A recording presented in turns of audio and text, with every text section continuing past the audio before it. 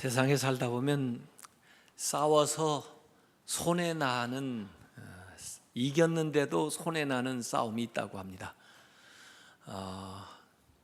집에서 남편들이 아내하고 싸워가지고 이기면 오히려 손해난답니다. 왜냐하면 아내가 집을 지옥으로 만드니까. 또 부모님이 자녀하고 싸워서 이겨도 손해난답니다. 애들이 기가 죽어가지고 기를 못 펴고 사니까. 또 목사님하고 싸워서 이겨도 손해를 본답니다. 은혜를 못 받으니까. 그럴 리도 없지만 하나님하고 싸워가지고 혹간 이긴다고 해도 손해를 본답니다. 지옥에 가니까. 그래서 이건 이겨도 손해나는 싸움이고요. 그러나 대부분의 싸움은 또 이겨야 됩니다. 몸이 좀 불편하신 분들, 그 질병하고 싸워서 반드시 이기시기 바랍니다.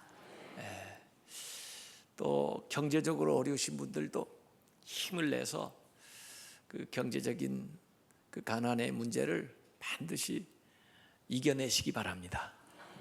세상의 문제도 담대하게 믿음으로 나아가서 이기고 해결하시기 바랍니다. 자신과의 싸움에서도 이겨야 되고요, 세상과의 싸움에서도 이겨야 되고, 마귀와 싸움에서도 이겨야 됩니다. 그래서 성경은 어떻게 하면 이길 수 있나 하는 것을 우리에게 계속해서 가르쳐주고 있죠. 지난 시간에 바울은 구원의 5단계에 대해서 얘기를 했습니다. 우선 우리가 알지 못할 때 하나님이 우리를 아시고 예지, 또 하나님께서 우리를 미리 구원으로 인도하시기로, 구원하시기로 정하시고 예정, 그리고 하나님께서 우리를 이제 부르시고 소명, 부른 우리를 의롭다고 주님의 의로 칭해 주시고, 칭의, 그 다음에 의로워진 우리를 영화롭게 영광스럽게 만들어가는 그 과정 속에 우리가 있어요. 지난 주간에 제가 그 장로교 이 교리를 가지고 있는 그 교단에 특별히 그 신학대학원 학생들 한 1000여 명 모이고 교수님들도 한 100여 명 모인 데 가서 신앙 수련회를 4일 동안 인도했거든요. 근데 그분들이 칼빈 장로교회니까 우리는 웨슬리안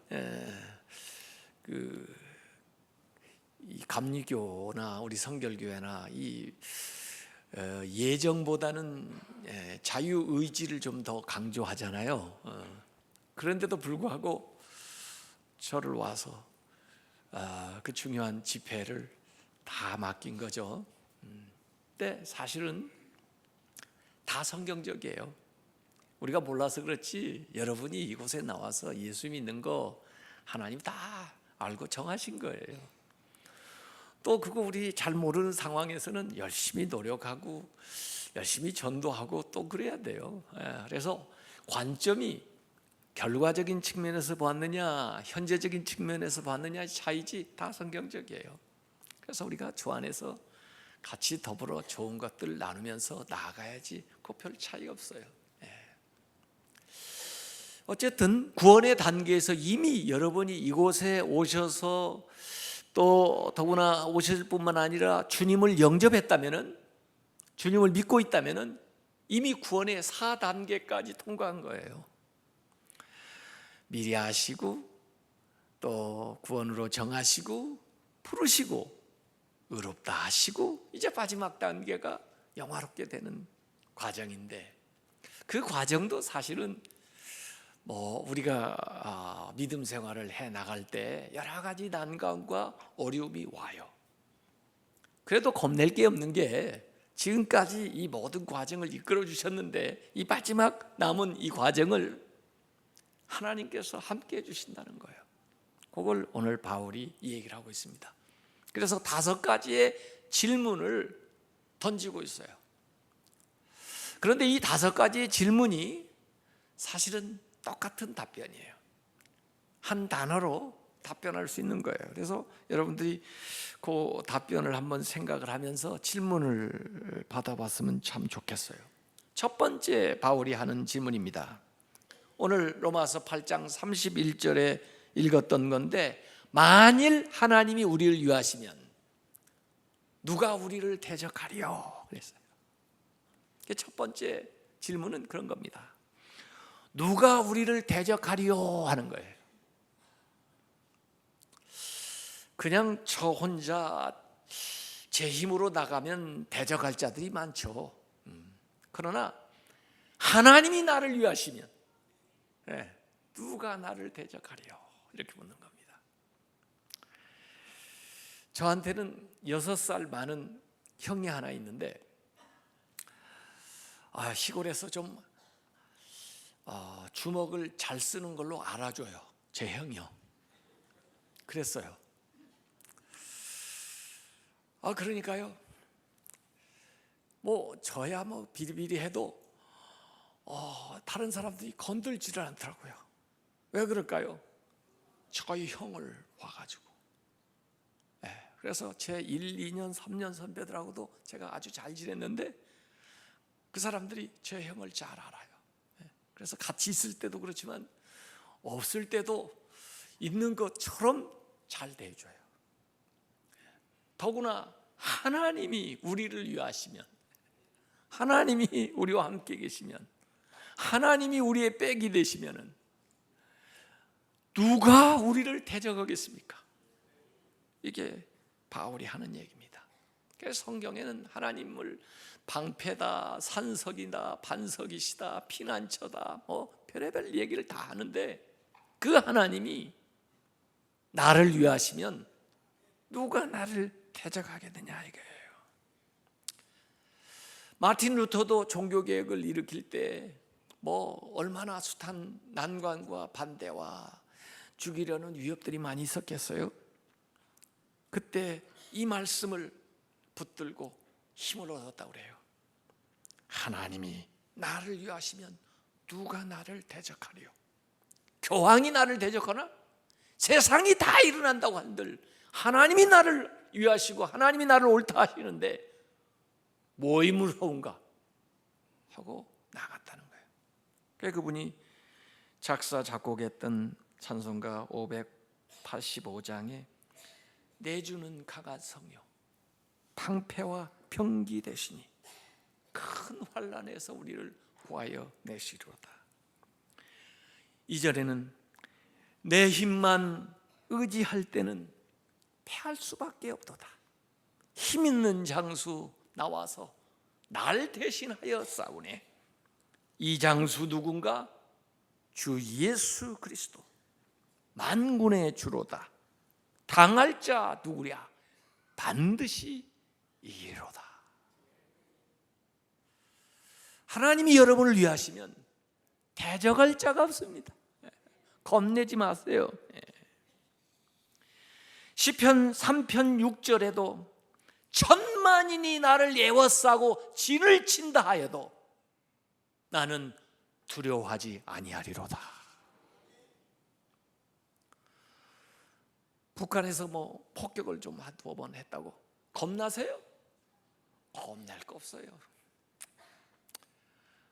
어차피 가면 하나님 나라고 겁날 거 없어요. 어디로 도망가요? 도망갈 데도 없어요. 그냥 있는 자세에서 기도하시면서 담대하게 있으세요. 전능하신 하나님이 지금까지 구원의 4단계까지 3단계까지 이끌어가지고 결국 나를 영화롭게 하려고 하는데 누가 그 하나님의 손안에 있는 나를 해롭게 하겠어요? 여러분, 아람 군대가 이스라엘 쳐들어오는데 번번이 실패해요. 알고 보니까 엘리사 때문에, 엘리사가 미리 알고 다 가르쳐 주니까, 그래서 이 엘리사를 어떻게 해치지 않고서는 이겨낼 도리가 없어서 엘리사가 있는 도단성에 아람 군대가 군사를 모집해 가지고 말과 병거를 가지고 겹겹이 도단성을 둘러쌌어요. 포위를 한 거죠. 엘리사의 사환이 가서 보니까 시커먼 무리들이 성을 내와싸고 이제 엘리사를 달라고 죽이려고 들어오는 거죠. 그래서 깜짝 놀래가지고 엘리사여 어찌해야 됩니까? 이렇게 많은 군사가 와서 이제 당신을 달라고 그러면 여기 왕이 꼼짝없이 내줄 수밖에 없게 됐는데 이거 어떻게 해야 됩니까? 엘리사가 사원한테 대답하는 게 열왕기하 6장 15절 16절에 나옵니다. 두려워하지 말라. 우리와 함께한 자가 그들과 함께한 자보다 많으니라. 영안을 열어보세요. 보이는 것만 보지 않고 믿음으로 한번 봐보세요. 우리와 함께한 자가 저들 지금 보이는 군사보다 더 많다. 그래도 안 보이니까 하나님께 기도하는 거예요. 하나님 눈을 열어서 이러하여금 보게 하옵소서 했더니 하나님께서 그 사환의 눈을 여니까 그가 보니까 하늘에 불말과 불병거가 산에 가득하게 엘리사를 둘러 친치고 있는 것을 보게 되었습니다. 여러분은 안 보이십니까? 여러분 주위에 불말과 불병거로 진치고 있는 하나님을 보시기 바랍니다. 왜 그 다니엘을 사자가 공격도 못했을까요? 주변에 진치고 있는 게 보이니까 꼼짝 못하고 얌전히 고양이처럼 있는 거죠. 두려울 게 없습니다. 그래서 누가 우리를 대적하랴? 거기에 대한 정답이 뭐예요? 없습니다. 네. 대적할 자가 없습니다. 이런 거죠. 그러니까 두려울 것도 없습니다. 반대로 하나님이 우리를 위하시면 우리가 대적할 자가 없지만 우리를 대적할 자가 없지만 만약에 우리가 하나님을 대적하면은 거기에서 건질 자가 있겠어요, 없겠어요? 없습니다. 하나님이 우리 편이 되면은 우리를 대적할 자가 없지만 우리가 하나님의 대적이 되면 우리를 건져줄 자가 없습니다, 세상에. 두 번째 질문이 여기 나옵니다. 32절.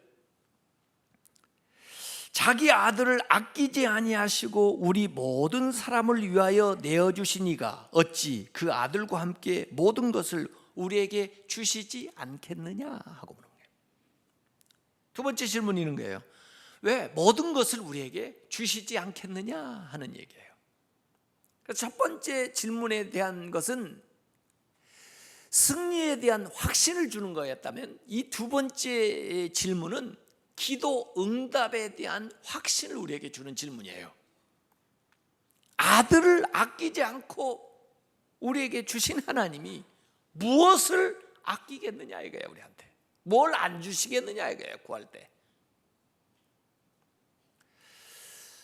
여러분, 하나님이 그 아브라함을 찾아와서 시험을 하시는데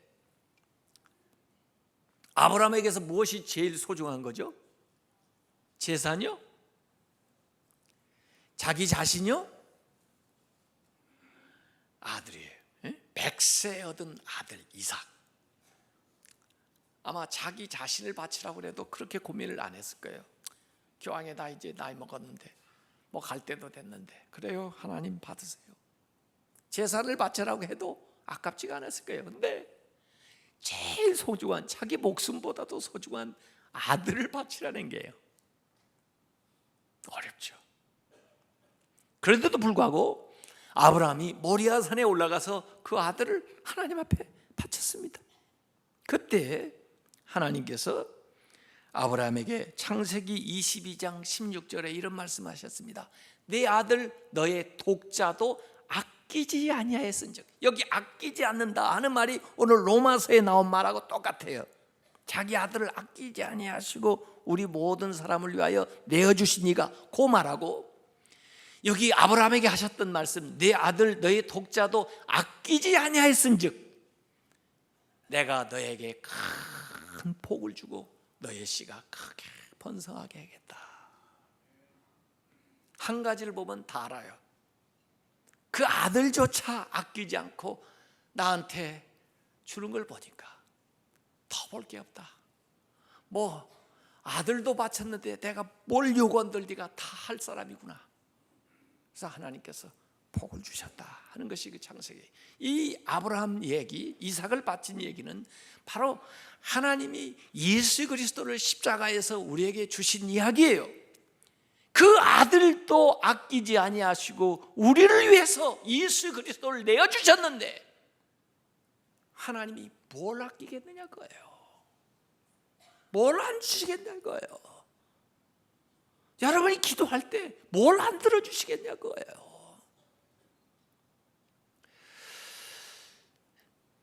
요새는 저희도 이 장모님이 이제 연세가 많이 드셔서 그러지만 제가 결혼해가지고 처가댁에 가면요, 뭘 해주시는지 아세요? 별로 모르세요? 옛날에는 사위가 오면 뭘 잡는다고 그러죠? 씨암탉을 잡는다고 그랬습니다. 씨암탉을, 닭을 잡아줘요. 근데 그 닭 중에도 씨암탉은 특별한 거예요. 예? 소중한 거죠. 예?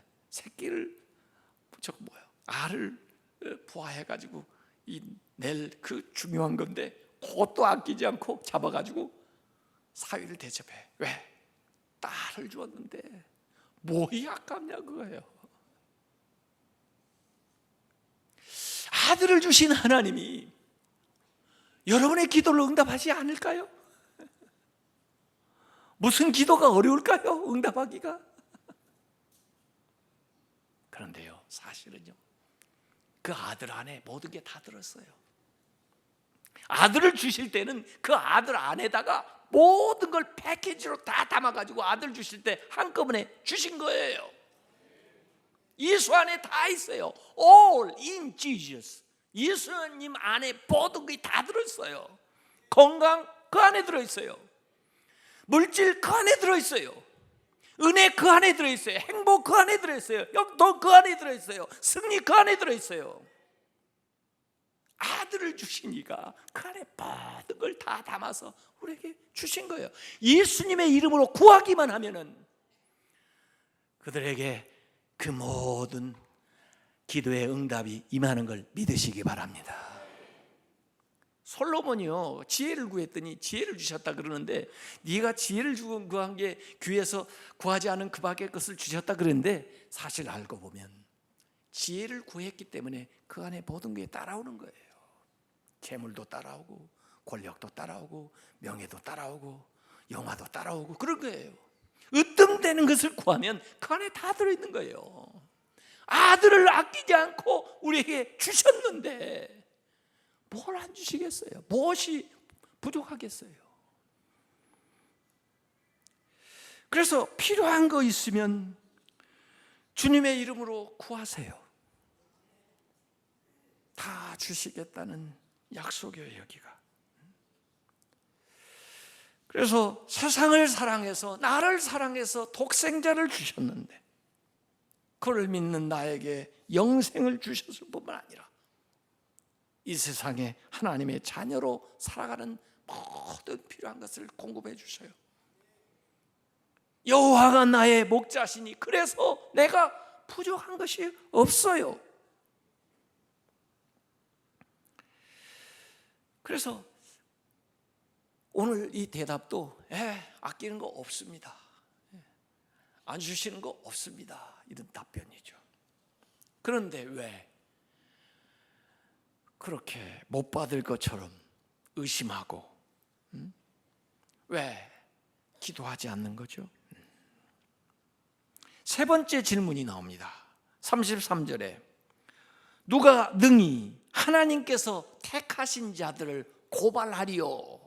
accuse 건데, 이게 법정 용어가 그 다음에 계속 나와요. 고발하는 거예요. 힘 있는 사람한테 또는 재판관한테 가서 고발하는 거예요. 이 사람 말이에요, 이런 잘못했다고요, 벌 좀 주세요 하고 고발하는 거예요. 그런데 성령께서 우리를 변호해 주시고, 그리고 예수님께서 그 죄값을 지불해 주시고, 대신 하나님께서 재판장이 되셔서 죄 없다, 의롭다, 용서받았다 선언해 주셨는데 누가 우리를 고발하느냐 이거예요. 그래서 누가 능히 하나님께서 택하신 자들, 하나님께서 구원으로 그리고 하나님의 자녀로 택한 이들을, 하나님이 의롭다고 하신 이들을 누가 고발하겠느냐 이거예요. 사실 고발하는 역할은요, 사탄이 하는 거예요. 그래서 욥기에 보면 사탄이 와서 자꾸 참소를 합니다. 괜히 욥이 하나님을 잘 믿을 것 같아요. 이런 걸 하나님이 해 주시니까 그런 거 아니에요? 그거 좀 뺏어 보세요. 그러면 안 믿을 것 같은데요, 자꾸 고발하는 거예요. 그러나 하나님께서 우리의 죄를 없다 하시고, 그리고 우리를 택하셔서 어떤 사탄의 그 고발도 성립이 되지 않아요. 검사들도 뭐 기소장을 해가지고 냈는데 판사가 딱 보고 이거 기소가 안 됩니다. 기소 유예를 시킬 수가 있거든요. 죄도 없는데 만약에 자꾸 고발을 해보세요. 그러면 무고죄가 성립돼요. 누가 우리를 고발하리요? 없다 이거예요. 고발할 자 없다 이거예요. 네 번째, 34절에 누가 정죄하리요? 그랬어요. 고발해서 안 되니까 자기가 이제 정죄하는 거예요. 힘 있는 사람 보고 뭐 좀 해달라고 재판관한테 고발했는데 이게 안 되니까 자기가, 너 나쁜 놈, 네가 뭘 한다고 그래, 나 너 다 알고 있어, 정죄라는 거예요, 직접. 그런데 이 정죄하는 것에 대해서 여기 34절에 얘기를 했습니다.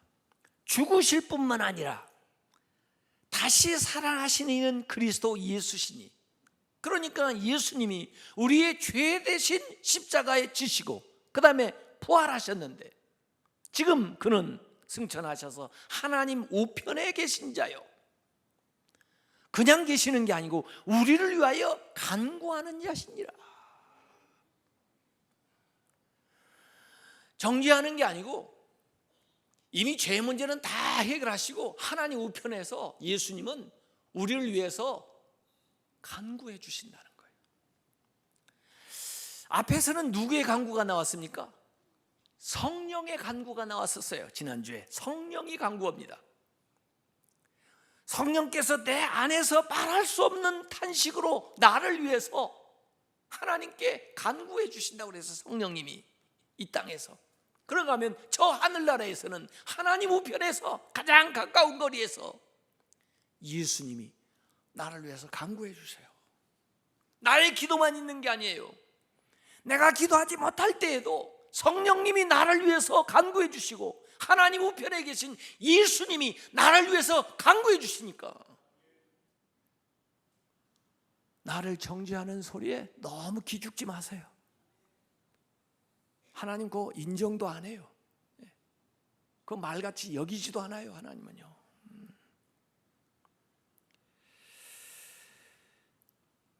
바리새인과 서기관들이 현장에서 가늠하다 잡힌 그 여인 하나 데리고 나와서 율법에 의하면 돌로 쳐 죽이라고 그랬는데 어떻게 할까요? 예수님에게 물어봤어요.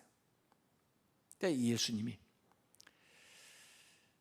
그 여자 편에서 얘기하는 거죠. 그래? 이 여인 물론 간음해서 죄를 졌다마는 너희들 가운데 정말 죄가 없는 사람이 있으면 먼저 돌로 쳐봐라. 그 예수님 말씀 듣자마자 자신을 돌아보는데 양심에 가책이 생긴 거죠. 그래서 사람이 하나씩 간 거예요. 그래서 그 여인 보고 너를 정죄하던 자들이 어디 있느냐 하고 물어봤더니 아무도 없습니다. 그래, 나도 너를 정죄하지 아니하노니 가서 다시 죄를 짓지 마라 그랬는데 나도 너를 정죄하지 않는다네. 아니, 예수님도 정죄하지 않는다는데 누가 나를 정죄해요? 예수님이 함께 하시면요 정죄할 수 있는 사람이 없어요. 예수님이 의롭다 했는데, 아니 예수님이 그 사람을 위해서 죄값을 지불해 줬는데 누가 누구에게 정죄를 해요? 그래서 누가 우리를 정죄하리요? 그랬습니다. 정죄가 있느냐? 없습니다. 답변이 같아요. 다섯 번째 35절에 나옵니다. 누가 우리를 그리스도의 사랑에서 끊으리요? 사실 이 다섯 번째 질문은요 앞에 나온 질문을 다 사실은 포함하는 거예요. 하나님이 우리를 사랑하기 때문에 우리에게 기도도 응답해 주시고 우리에게 정죄도 없고 우리에게 심판도 없고 다 그런 거죠. 그 사랑을 누가 끊겠느냐 이게요. 우리 그리스도인의 재난은 하나님의 사랑에서 떨어지는 것이 재난입니다. 그 밖에는요 재난이 아니에요. 여기 나오는 다른 것들 거기 쭉 나오죠. 그런 것들은요 하나님의 사랑이면 이겨낼 수가 있어요. 하나님 우리를 사랑하면요 그게 아무것도 아니에요. 그래서 이 다섯 번째 질문은 하나님의 사랑에 대한 확신을 우리에게 심어주고 있는 겁니다. 내가 하나님을 믿고 살아가는 게 아니고 사실은 예수님이 하나님의 사랑이 나를 딱 붙들고 있는데 나를 붙들고 있는 그 하나님의 사랑을 분리시킬 수 있는 어떤 것도 세상에 존재하지 않는다는 거예요. 오늘 성경 말씀을 잘 읽어보면 세상에 있는 모든 것들은 피조물이고 하나님은 창조주인데 그 창조주가 우리를 붙들고 있으면 어떤 피조물도 창조주의 그 사랑을 끊을 수가 없다는 거예요. 그렇기 때문에 두려워하지 마라, 의심하지 마라, 걱정하지 마라, 불안해하지 마라. 세상에서 제일 큰 재난은 그리스도의 사랑에서 끊어지는 거지만은 우리를 구원하신 하나님이 절대로 너를 놓지 않으니까 걱정하지 말라는 거예요. 우리가 걱정하는 것들이 리스트가 거기 나와요. 35절에 환난 밖에서부터 막 오는 거예요. 자연재해라든지 뭐 이런 거, 환난, 전쟁이 일어나고 이런 게 환난이에요. 곤고는 내면에서 일어나는 거예요. 내면이 괴롭고 힘들고 뭐 하는 거예요. 밖에 어떤 사람에 의해서 누구에 의해서 일어나는 거예요. 밖에 미움을 받아가지고 예수 믿는다고.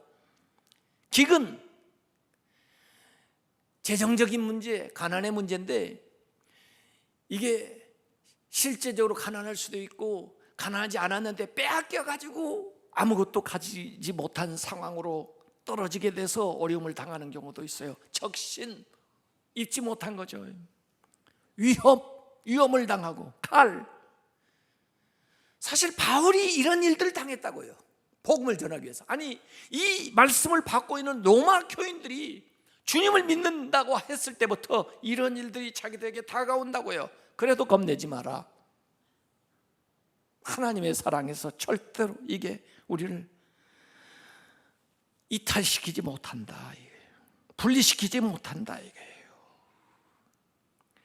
분명히 고난도 고통스럽고 위협되고 견디기 어렵고 우리의 믿음을 심각하게 도전하고 있음에도 불구하고 하나님의 사랑이 우리 안에 있기 때문에 하나님이 우리를 붙들고 있기 때문에 이러한 어떤 고통도 불행도 상실도 하나님의 백성을 하나님의 사랑에서 떼어놓을 수가 없다는 거예요.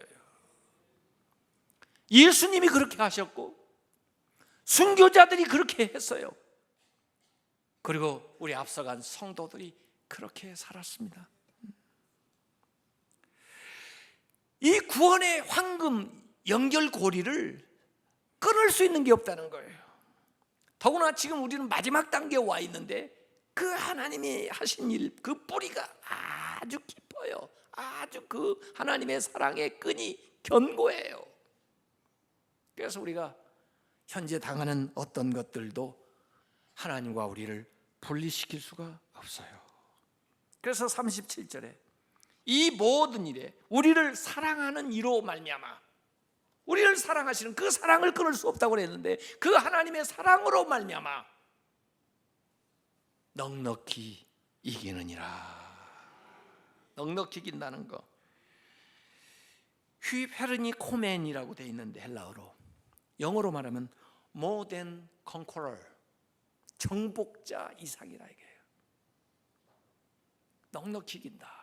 겨우 이기는 게 아니고 이길 듯 말 듯 하다가 이기는 게 아니고 넉넉히 이기네. 마치 그 다윗이 골리앗 앞에 나가는데 만일의 경우를 대비해 가지고 또 실수할 걸 대비해 가지고 5개 돌을 들고 갔는데 결국 5개를 다 쓴 게 아니고 한 방에 끝냈어요. 그게 넉넉히 이기는 겁니다. 하나님이 도와주시면 넉넉히 이기게 되는 거예요. 그래서 내가 확신하노니, 다시 한번 강조해 가지고 이 얘기를 하고 있어요. 내가 확신하노니 사망이나 생명이나, 죽음과 생명이니까요, 인간이 경험할 수 있는 모든 거예요. 다 포함되는 거예요. 근데 그 생명은 사실 생에 대한 의지, 이렇게 번역이 더 맞아요. 우리는 생에 대한 의지 때문에 때로는 누구를 배반하기도 하고, 그것 때문에 뭔가 타협하기도 하고, 어떤 때는 자기가 생각하는 걸 지키지 못할 때도 있어요.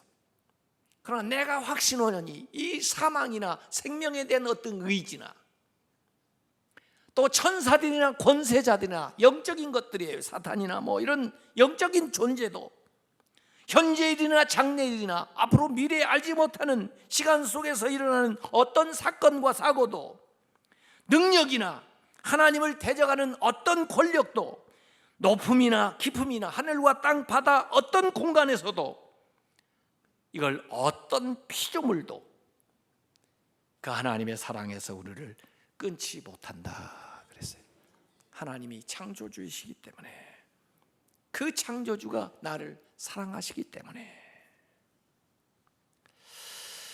사실 그 36절에도 구약 시편을 인용한 말씀이 나왔었는데요, 시편 44편 22절이 나왔었거든요. 우리가 세상에 살면서 구약의 성도들도 그랬어요. 우리가 종일 주를 위하여 죽임을 당하게 되며 토살당할 양같이 여김을 받았나이다. 고난과 어려움을 겪고 있는데, 그럼에도 불구하고 하나님 우리를 사랑하시기 때문에 절대로 우리를 쓰러뜨리지 못한다는 거예요. 하나님의 사랑을 믿고 하나님의 사랑에 의지하고 나아가라는 거예요. 그래서 오늘 이 질문들은 전부 없습니다라는 답변이에요. 대적할 자 없습니다. 하나님이 아끼시는 거, 안 주시는 거 없습니다. 우리를 고발할 사람 없습니다. 우리를 정죄하는 사람 없습니다. 하나님의 사랑에서 끊어낼 것 없습니다. 여러분 1번서 5번까지 다 없습니다라고 쓰면 정답입니다. 그 중에 하나라도 있습니다 쓰면은 80점, 2개를 쓰면 60점 되는 겁니다. 정답 다 가르쳐 드렸습니다 제가. 그래서 승리에 대한 확신을 하는 거고 말이에요. 기도 응답에 대한 확신을 하는 거고 말이에요. 구원에 대한 확신을 하는 거고요. 죄사함에 대한 확신을 하는 거고요. 하나님의 사랑에 대해서 확신하는 거고요.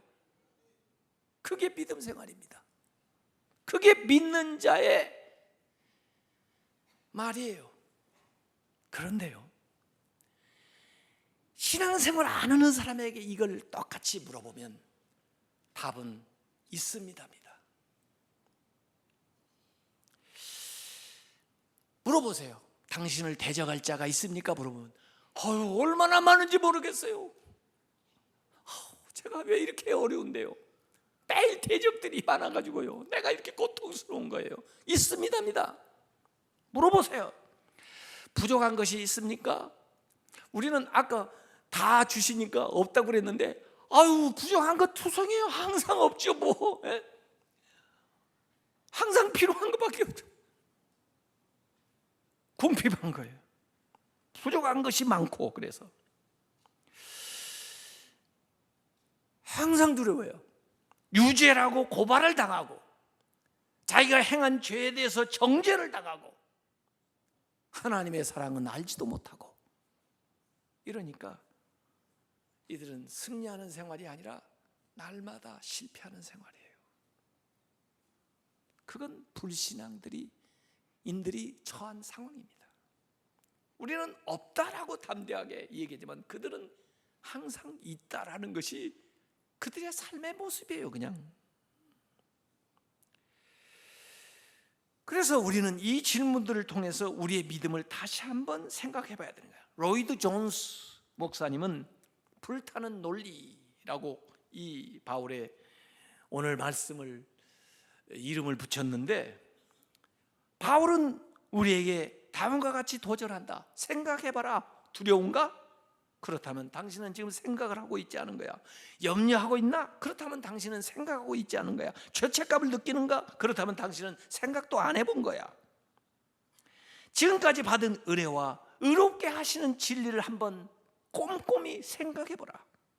그것은 어떤 교리가 아니라 살아있는 하나님의 말씀인데, 만일 당신이 강렬한 확신과 능력 가운데 살고 있지 않다면 당신은 제대로 이 말씀을 이해하지 못한 것이다 라고 로이드 존스가 얘기한 거예요.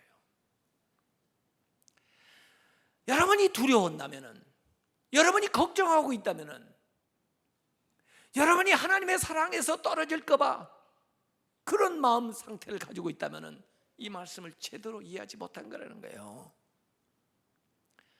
이미 하나님께서 여러분을 아시고, 여러분을 구원으로 청하시고, 여러분을 부르시고, 여러분을 의롭다 하시고 이제 영광스럽게 하실 건데 누가 여러분을 대적하겠느냐 말이에요. 여기까지 하신 하나님, 하나님의 아들을 주셨는데 뭘 아끼고 안 주시겠느냐 그 말이에요. 하나님이 의롭다 하겠는데 누가 여러분을 고발을 해요? 누가 여러분을 정죄해요? 그 하나님의 사랑에서 누가 여러분을 떼어내요? 그럴 수 없다는 거죠. 마음의 확신 가지고, 그리고 승리하는 생활, 영광 돌리는 생활, 감사하는 생활을 할 수밖에 없는 거죠. 이 믿음 가지시기 바랍니다. 이 은혜 안에서 정진하시기를 주님의 이름으로 축원합니다. 그 마틴 루터 킹이 종교계 흑인 해방 운동 하면서요, 그 사람은 We shall overcome 이런 노래 불렀어요. 우리 승리하리라, 우리 승리하리라, 우리 승리하리 그날에 오 참마음으로 나는 믿네 우리 승리하리.